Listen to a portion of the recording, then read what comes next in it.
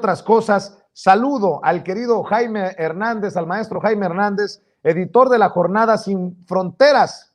Los del PRD dicen que nunca han traicionado a México, que no han recibido moches de Iberdrola, que todo es una infamia de los que los hackearon. Sí, chucha, ¿y tus calzones? Decía mi nana que en paz descanse. Mi querido Jaime, te saludo con mucho gusto. Querido Vicente, ¿cómo estás? Pues, oye, todo parece indicar que a los del PRD efectivamente sí los han hackeado, pero fíjate que yo tengo el convencimiento que no los hackearon desde hoy, no. Este hackeo viene desde antes, ¿no? Pues los hackeó la derecha, los hackeó Claudio X González, los hackearon Iberdrola, los han hackeado por todos lados. Qué raro, ¿no? Tan acostumbrados que estaban a que los hackeen. O sea, ahora el hackeo viene en maletines, o ¿a qué te refieres, Jaime? Por favor, me asustas.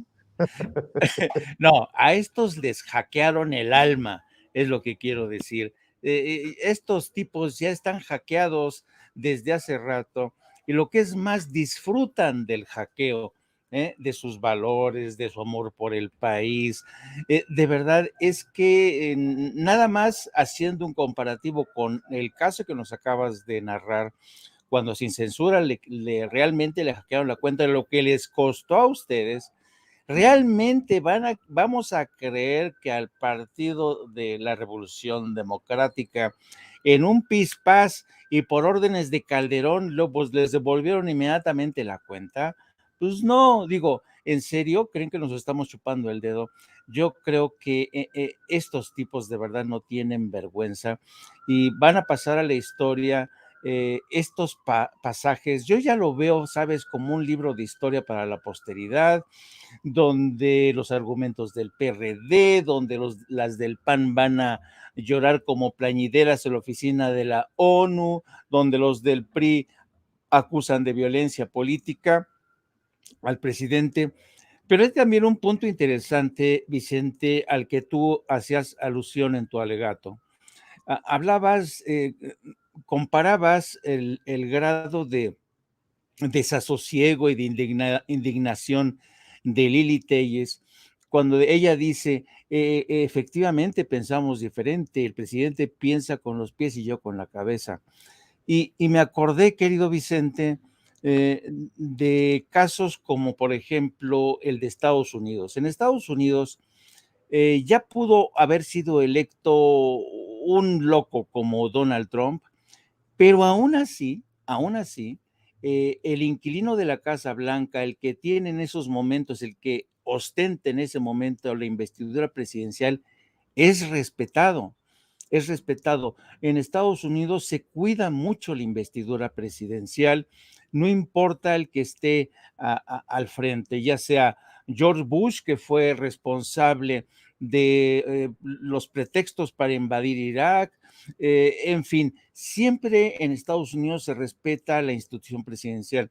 Y yo creo que lo que están haciendo el PAN, el PRD y el PRI es hacer un flaco favor a la democracia, porque al irrespetar a la institución presidencial, en el futuro, cuando ellos vuelvan, si es que vuelven, imagínate cómo les va a ir a estos que ahora le han dicho de todo a Andrés Manuel López Obrador, que ostenta la investidura presidencial.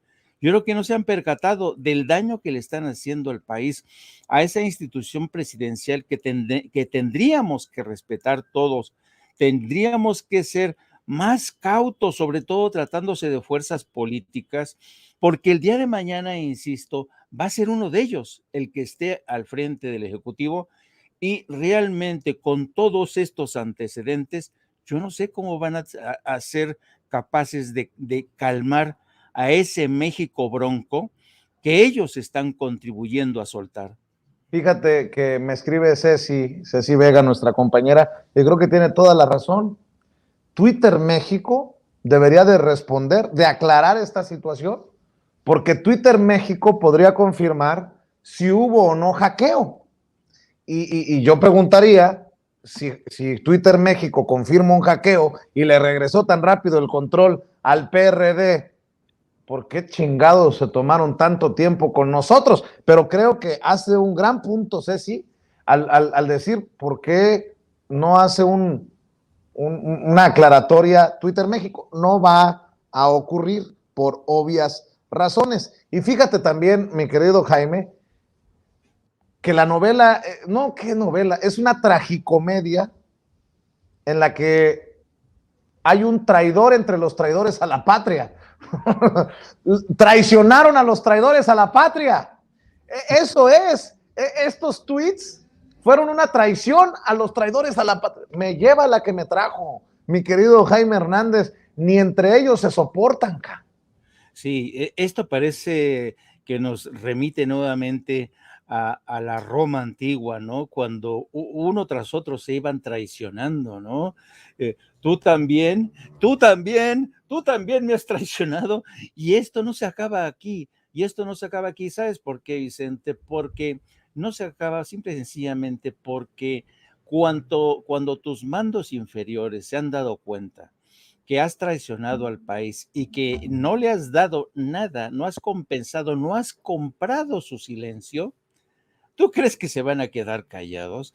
Digo, de verdad, es que los del PRD no tienen un dedo de frente.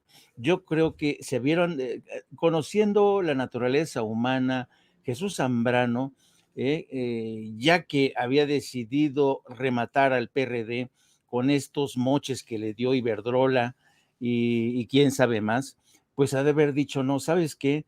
Es el último operativo, vamos a hacerlo bien, vamos a recibir la lana, pero también vamos a comprar el silencio de nuestra gente. ¿Pero qué crees?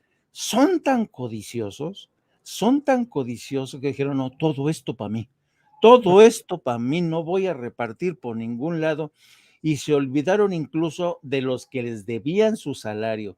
Entonces, pues claro, la tragedia se adelantaba solita. Oye, mi querido Jaime, y ya que estamos hablando de estas cosas, hablemos también de Movimiento Ciudadano, porque publicó Salomón Chertorivsky, aquel que junto a otros expertos prometía resolver el tema de la pandemia en México en 8 semanas o 9 semanas, y fue puro pinche pedo. Salomón Chertorivsky, que es diputado federal por Movimiento Ciudadano, fue secretario de Salud, si recuerdo bien, en tiempos de Miguel Ángel Mancera. Escribe esta columna en el periódico Reforma. El presidente no es la patria. Estamos ante un montaje de odio.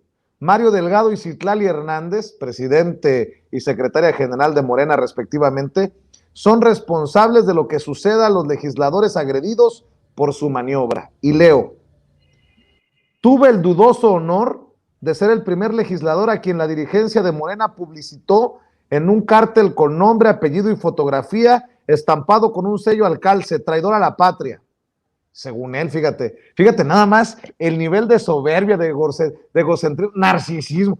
Tuve el dudoso honor de ser el primer legislador. ¿Y quién te dijo que había sido el primero? Salomón Chertorivsky. El primero creo que fue Malito Moreno. No te creas tan importante. Hay una canción que así va. Creo que me la han cantado un par de veces, ¿no? Bueno, es harina de otro costal. Déjenme, les leo.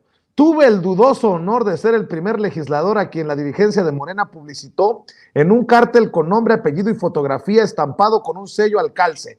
Traidor a la patria. La proclama injuriante será, dicen los promotores, ampliamente difundida en la Ciudad de México, donde fui electo para que el ciudadano común tenga en mente esa imagen, asimile esa acusación y cuando la vea, suscite su desprecio y me asocie con tan vergonzosa conducta de lesa nación. Ese cártel dedicado a mí como a cientos de legisladoras y legisladores de todos los partidos opositores no es una anécdota, no es parte del debate, más bien lo cancela, ni es solamente un insulto entre muchos otros que a diario profieren. Constituye un síntoma del envilecimiento político en el que naufraga hoy mismo nuestro país. El señor Mario Delgado y la señora Citlali Hernández han asumido la responsabilidad de esa campaña, crear mala fama, marcar a las personas, manchar su honra. Hijos de la pinche cínicos, sinvergüenza. Se trata no de argumentar ni defender posturas, sino de estigmatizar estampando rostros y nombres con una infamia, traidor a la patria. La práctica es propia de gobiernos autoritarios, despóticos, acaso fascistas. No puedo sino responder a ella, al menos en 3 planos. Y bueno, responde el señor y cita. Y termina, perdón. Es importante que la opinión pública sea consciente del ardid. Es importante para la afirmación de nuestra democracia, lo es también para la salud de nuestro debate político y para poner fin a esa alucinación, porque ellos no encarnan a la historia y la patria no es ni de chiste el presidente López Obrador. Pues no. Y el presidente Andrés Manuel López Obrador no es el todopoderoso. Aquí, Salomón Chertorivsky, el pueblo les está pasando la factura. Ese pueblo al que ustedes no le dieron la cara el domingo a las afueras de la Cámara de Diputados, más de 10,000 personas manifestándose a favor de la reforma eléctrica, ese pueblo de las zonas más pobres de nuestro país que no conoces, Salomón Chertorivsky. Así que, mi querido Jaime, ¿cómo ves lo que escribe el honorable traidor a la patria, Salomón Chertorivsky? Ahora que leías esta columna, mientras leías esta columna, querido Vicente, yo no sé por qué me acordé de un reciente estudio que publicaron creo que fue en Science Alert. Es un medio que publica luego estudios interesantes. Hizo una especie de tratado sobre el perfecto imbécil. Y él decía que el perfecto imbécil, de verdad, no lo estoy inventando, se me vino a la mente en cuanto tú estabas leyendo, decía que el perfecto imbécil tiene cierto tipo de comportamiento y patrones de conducta entre los que se incluyen la agresión, la ira, la arrogancia, el fanatismo, la insensibilidad, el comportamiento dominante, la externalización de la culpa, etc., etc., etc. Cuando tú lees y escuchas cómo hablan o cómo escriban estos personajes que ahora se dicen muy dolidos porque ellos no traicionaron la patria, cuando ves el comportamiento de Sandra Cuevas, cuando ves el comportamiento de Mariana, ¿cómo se llama la sobrina de Felipe? Mariana Gómez del Campo. Mariana Gómez del Campo, Margarita Zavala, todos ellos, de verdad. Y eso que dice Salomón Chertorivsky de que el presidente no es la patria, pues efectivamente no. Pero se da la circunstancia, querido Vicente, que el presidente ostenta la banda presidencial.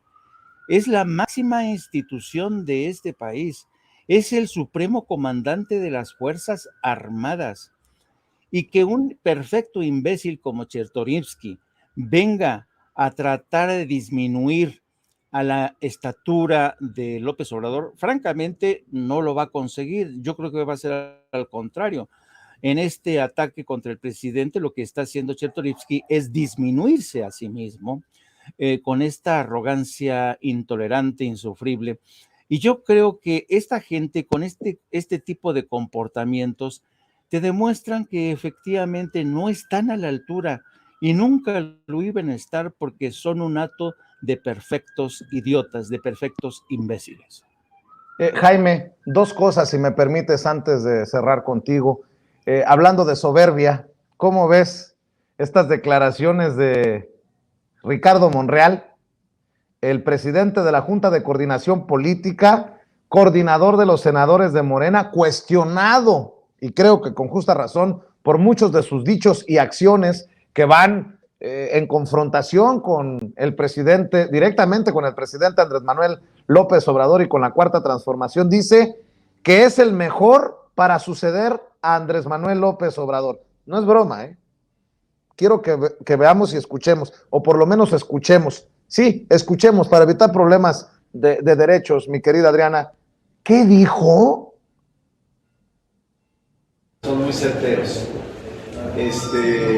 No, yo sí creo que puedo ganar a la buena, porque soy un hombre, valga la expresión y sin halago en boca propia, porque esto es vituperio, pero estoy preparado, tengo experiencia acumulada Tengo 45 años en el servicio público.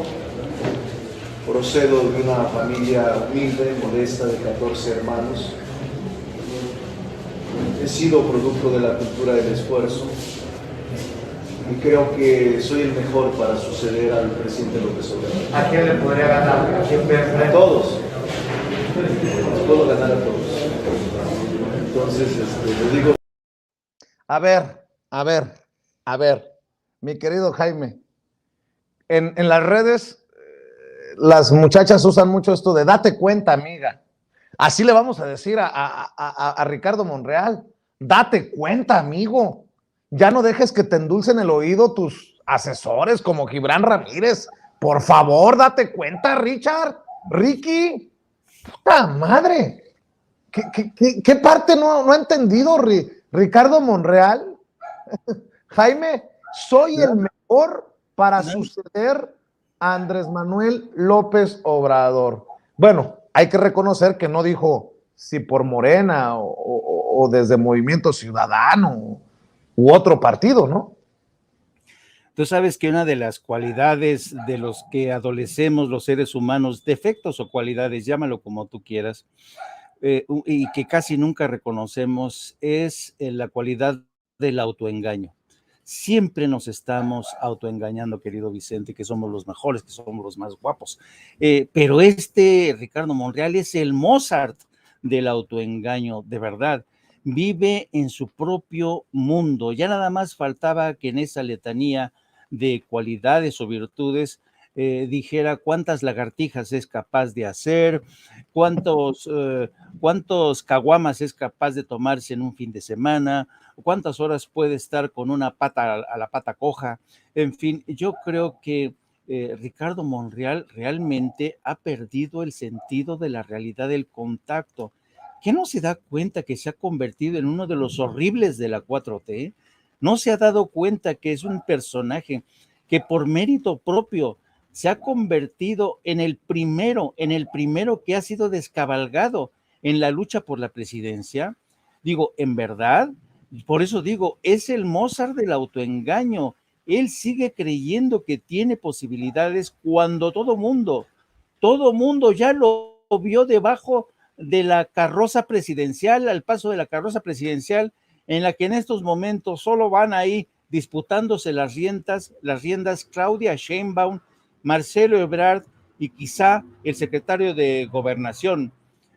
Así es que yo creo que, no sé, realmente es preocupante esta disociación de Ricardo Monreal con la realidad, porque no son pocos los pecados que ha cometido, no son pocos los errores garrafales, las traiciones que ha cometido en procesos electorales. Ahí tenemos el caso de Sandra Cuevas, a la que intentó defender por todos los medios. Ahí tenemos el desastroso resultado de las elecciones pasadas, en la que la Ciudad de México se vino abajo por culpa, entre otros, de Ricardo Monreal. Así es que no venga con esa historia de que sigue siendo y que puede ser un legítimo heredero de la sucesión presidencial.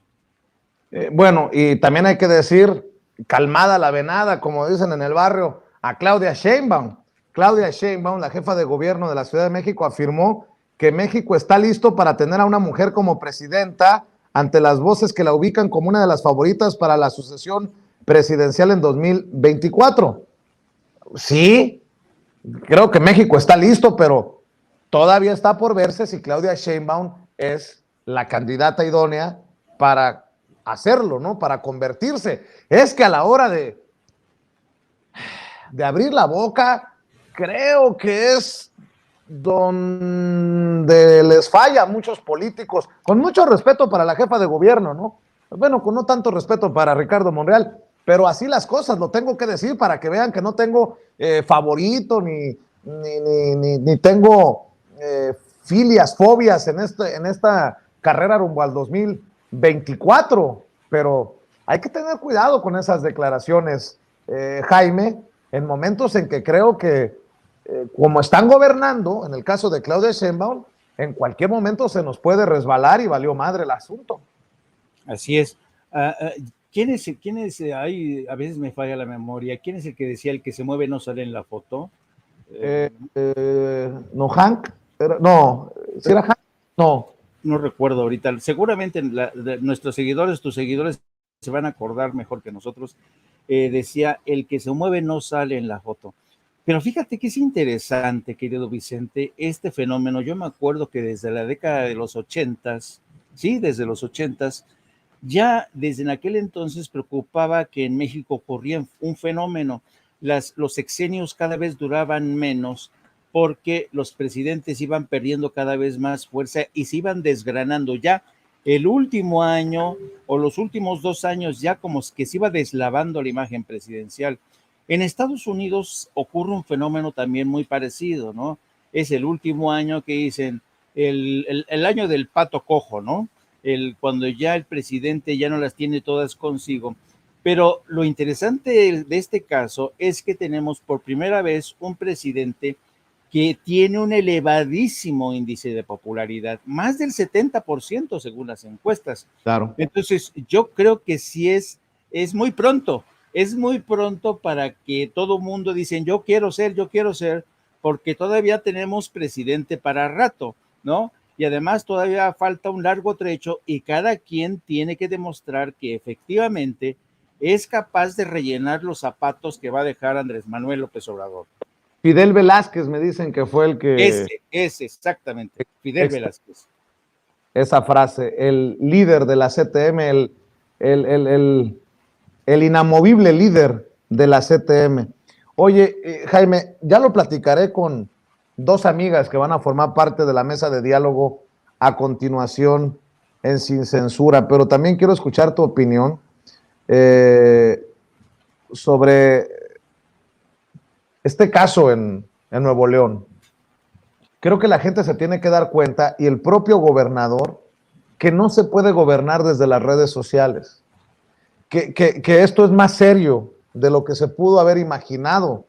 Y no quiero echar el caballo encima, porque se trata de una situación muy dolorosa, con el caso de esta muchachita de 18 años, Devani, pero carajo, qué cosas, y eso también nos debe de hacer poner los pies en la tierra. El propio presidente Andrés Manuel López Obrador ha dicho que el tema de la seguridad es la gran tarea pendiente de este gobierno. Pero lo que está pasando en nuestro país debe de ponernos en alerta a todos por el tema de los feminicidios, el tema de las agresiones a mujeres. La Fiscalía en Nuevo León ha reconocido que erró en 4 ocasiones. Dice el titular de seguridad de Nuevo León, en el caso de la muchacha Devani de 18 años que desapareció y cuyo cadáver fue encontrado en una cisterna en un hotel de Escobedo, que fue una falla humana masiva. Y hago eco de lo que escribe la querida amiga Elisa en redes sociales. No hay fallas humanas masivas.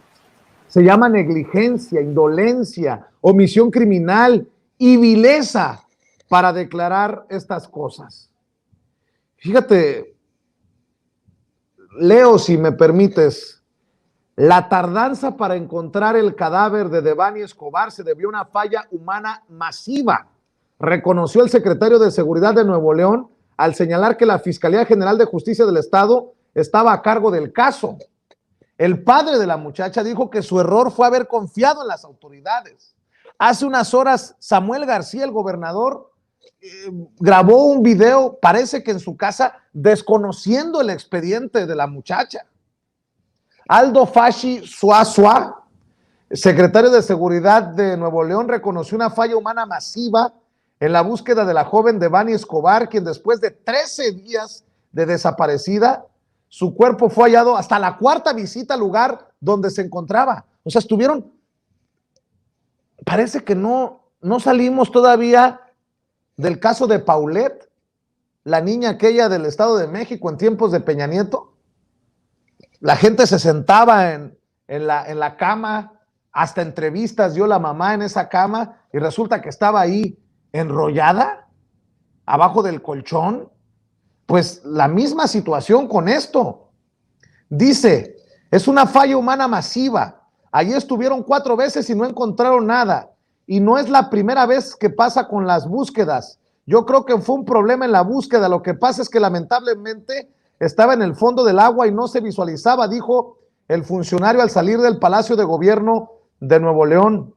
Sobre esta tardanza en la búsqueda y la responsabilidad del secretario de Seguridad de Nuevo León, en este caso, Fachi Suazua, señaló que la autoridad para informar sobre el tema es la Fiscalía General de Justicia e insistió que el grupo de búsqueda especializada a su cargo inició el lunes y previamente no podían participar por cuestiones legales.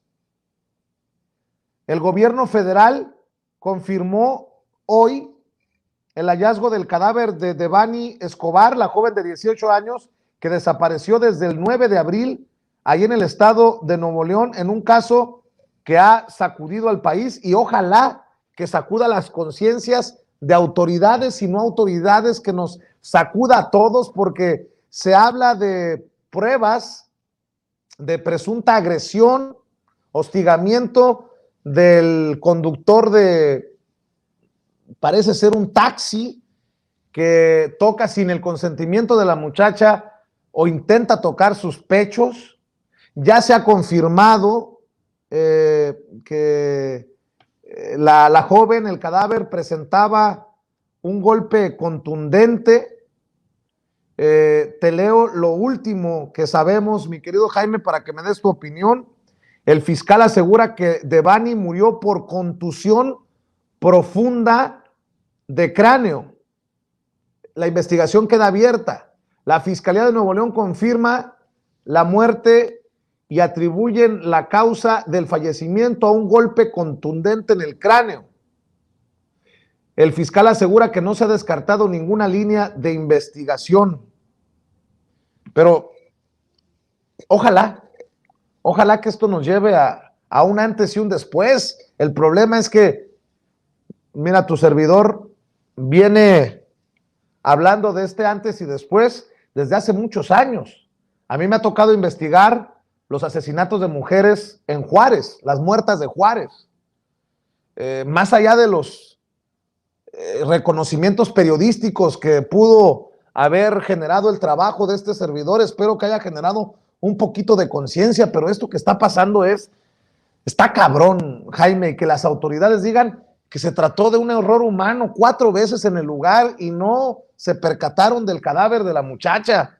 Y luego estaba viendo que algunas de las cámaras, esto estoy por confirmárselo, de las cámaras de los lugares que visitaron las autoridades, algunas de las cámaras solamente están de parapeto, que no graban en los negocios que visitaron las autoridades, carajo. Mi querido Jaime, ¿cómo ves este caso? Hijo, mano. Ay, no. Mira, la verdad es que este tipo de sucesos, a mí la verdad es que el ombligo se me hunde. Mira, te voy a decir lo que pienso, porque este es un tema del que precisamente entre ayer y hoy, mi esposa, que es mi productora en No Apto para Cínicos, y yo estuvimos discutiendo, porque en casa tenemos desde hace muchos años tenemos esta costumbre, este hábito de hablar de todo, de discutir de este tema. Porque cuando te topas de bruces con estas historias, son tantos los ángulos que tienes que revisar, pero porque es un caso, aparentemente es un caso más, querido Vicente, pero es un caso más dentro de este tsunami de casos de violencia contra las mujeres. Yo recordaba que uno de mis filósofos de cabecera siempre ha sido don José Ortega y Gasset. Y José Ortega y Gasset solía decir que es bueno corregir los abusos, ¿no? Pero aún más importante, corregir los usos. Es decir, es más importante educar hoy a tus hijos en el respeto a los derechos humanos, en el respeto a las mujeres, que entiendan que somos pares, que nosotros los hombres no somos primos interpares, no, somos seres iguales, con iguales derechos. Pero también me refiero a esta frase de Ortega y Gasset, porque desde las instituciones parece que todavía las cosas no las tienen muy claro. Sigue habiendo esta especie de mancha del machismo que lo impregna todo en el aparato de justicia, en el aparato policial, en el aparato militar, en todos lados que tú veas. Y esto es una lucha que viene de lejos y luego por eso vemos que la mujer se solivianta, se revela como hemos visto y con justa razón. Yo creo que esta cultura del machismo, esta cultura de la violencia, que viene de la violencia intrafamiliar, que viene, yo me acuerdo muchísimo, por ejemplo, cuando yo, alguna vez me acuerdo que un día, cuando yo era corresponsal en España, un día me encontré a un niño pequeño, gitanito. Entonces él, me dice el pequeño, oye, ¿tendrás fuego para mi tabaco? Digo, era un niño como de 10 años, ¿tú fumas? Sí, yo fumo. Y en una de esas me pregunta, oye, ¿tú golpeas a tu mujer? Digo, no la golpeo, pero te das cuenta que la educación, especialmente entre estas minorías como los gitanos y todo este rollo, viene desde que son niños. Entonces, mientras no se corrijan los usos, mientras no se eduquen el tema de los derechos humanos a los hombres, va a ser muy difícil. Y cuando hablo de instituciones, me refiero al gobierno específicamente de Nuevo León, que peca de frivolidad. En cada acto de gobierno, el gobernador y su esposa realmente parece que están gobernando un estado a la escala de Barbie y Ken, ¿no? Y realmente dice, no, eso no es un modelo de Estado. Por favor, Samuel, por favor, su esposa, esto no es una historia de Barbie y de Ken, no, esos son temas serios. Y otra cosa que a mí me deja impactado es esta cultura reactiva, es decir, no se previene nada, sino que todo es una vez que ha pasado. ¿eh? Se tapa el pozo una vez que el niño ha quedado sumergido. Y si uno revisa poco a poco las historias, como el caso de esta chica, vas a ver que hay numerosos puntos que aclarar. Por ejemplo, ¿qué pasó exactamente con el chofer que llevó a esta chica? ¿Qué pasó con las amigas? ¿Por qué se pelearon? Hay muchos huecos en esta investigación y esta historia extraña es de que mucho tiempo después aparece en la cisterna. Es como si hubiera aquí una especie de conjura o de colaboradores entre asesinos que se están tapando los unos a los otros. Y esto te habla realmente de un estado de emergencia, de alarma, ya no estatal, sino nacional. Porque esto ocurre, es realmente espantoso que en la búsqueda de esta chica se hayan encontrado otras chicas de las que nadie sabía. Entonces, yo creo que realmente estamos ante una situación de emergencia, pero como siempre suele suceder en este tipo de casos, en que la oposición tendría que ser más útil y reclamarle al gobernador del estado, reclamarle a las autoridades policiales sobre este tema, no, se lanzan contra el presidente, como hace el PAN, como es el PRD, como hace el PRI. Todo es culpa de AMLO, todo es culpa de AMLO. Entonces, ¿cómo coño vamos a resolver un tema que es de alarma? Es una crisis nacional. Los feminicidios realmente son una mancha tan terrible y además nos lastima y son heridas que tardan mucho tiempo en sanar, querido Vicente. Eh, por la forma en que presentaste la noticia, sentí que esto te puede, y yo creo que nos puede a muchos. Sí, qué bueno, querido Vicente, qué bueno que nos pueda, porque yo creo que hay que llamar la atención de este caso, pero no politizarlo, ser honestos como funcionarios, como padres, como hermanos, como hombres, y de una vez entender que la mujer tiene que ser protegida. Y aunque la mujer es más fuerte y más inteligente en muchos sentidos que nosotros los hombres, tenemos que cuidarlas porque es un tesoro, son madres, son maestras, son doctoras, son licenciadas, son arquitectas, son ingenieras, merecen todo nuestro respeto, pero la norma es la del abuso contra la doctora, el abuso, lo mismo del policía, lo mismo de las instituciones, lo mismo del aparato de justicia. El caso, por ejemplo, y me estoy metiendo aquí con el caso de Gertz Manero, pero era realmente vergonzoso que el fiscal general tuviera a una mujer y a su concuña, a su cuñada, en una situación terrible de abuso de poder. Entonces yo creo que esto tiene que terminar, ya basta, de verdad, porque eso te habla de lo enfermo que está esta sociedad. Es duro y es triste, es dramático, pero esta sociedad está muy enferma, querido Vicente. Arturo Saldívar, el ministro presidente de la Suprema Corte de Justicia de la Nación, ha tuiteado: el dolor por cada mujer y niña muerta o desaparecida toca lo más profundo del corazón de México. Urge tomar medidas urgentes y eficaces para detener esta tragedia colectiva. Todas las instituciones debemos asumir nuestra responsabilidad y actuar en consecuencia. Ni una más. Mi querido Jaime, te agradezco mucho que compartas tus opiniones, tus comentarios con nosotros, aunque sea de casos tan dolorosos como este, que seguramente también me llevará a abordarlo con María de los Ángeles Huerta del Río y la querida Lina Duarte, ambas ya esperando para entrar a la mesa de diálogo. Pero para que te despidas, querido Jaime, en esta semana laboral, ¿por qué no cerramos invitando a la gente para que hoy y este fin de semana aprovechen para suscribirse a tu canal, seguirte en Twitter y leer lo que se publica en la Jornada Sin Fronteras? Querido Vicente, muchas gracias. Sí, pues yo invito a la gente que se siga sumando a nuestro canal de No Apto para Cínicos.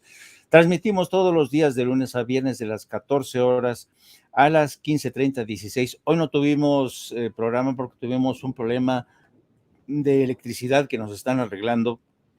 De hecho, estoy por eso en la terraza de casa de tu casa.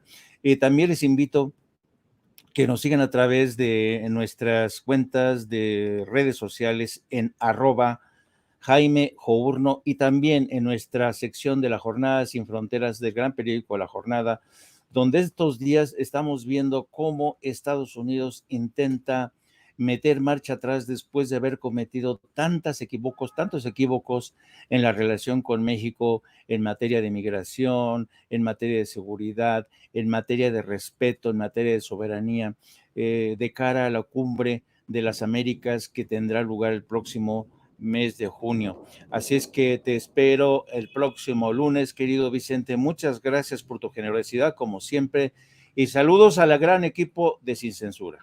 Gracias, mi querido Jaime, un abrazo para ti también, que pases excelente noche, que descanses.